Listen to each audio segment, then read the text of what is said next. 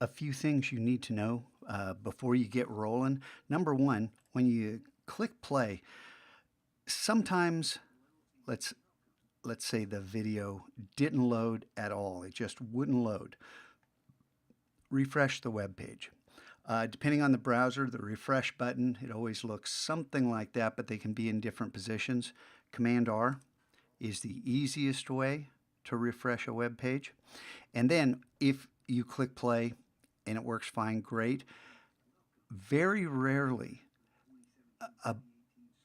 one browser will just glitch on that day. It's something to do with our network, and the district doesn't know what it is. But the solution is just to use a different browser. But let's say you're playing this and the video stalls. It won't go any further. Let's come up to where the end is, and it just won't go any further. The solution is just pull it back just a second or two, and then typically, if play is depressed, typically the loading bar will keep going. YouTube loads these in little chunks, so the video doesn't load all the way. It just loads as is necessary. So know those two things. Refresh the page if it won't load at all.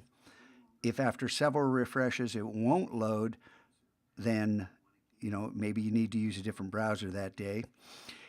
And last but not least is just pull the playhead back a couple seconds if you get to the end of the loading bar and nothing else has happened.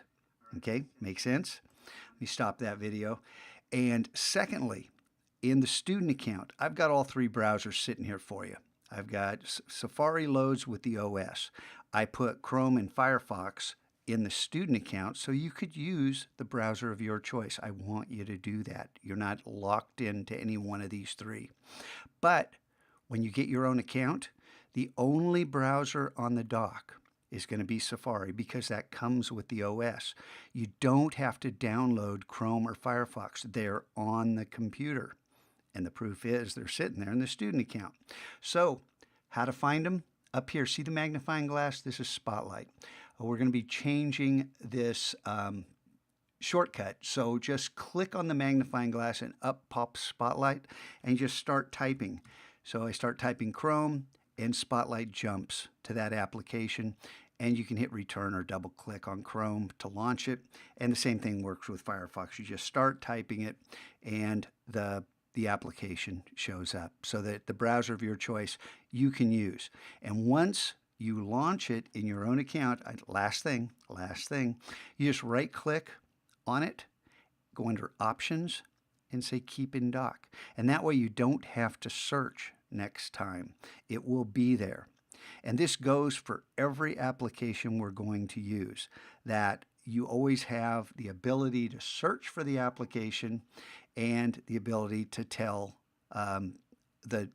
the application to stay in the dock. As long as that's checked, it's going to stay in the dock. I want all three browsers sitting here. That's why I did that. Got it?